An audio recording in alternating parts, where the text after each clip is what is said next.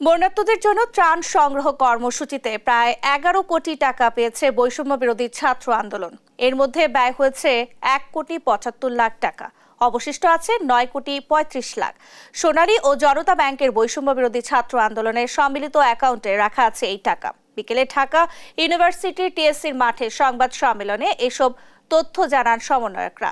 সংবাদ সম্মেলনের সমন্বয়করা আরও জানান, দেশের ক্রান্তিকালে তরুণরা এগিয়ে এসেছে।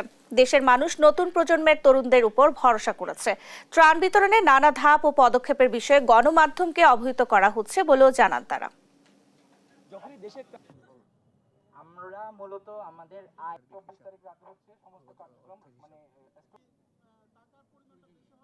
রাস্তার জায়গাতে আমরা কাজ করার চেষ্টা করে গেছি।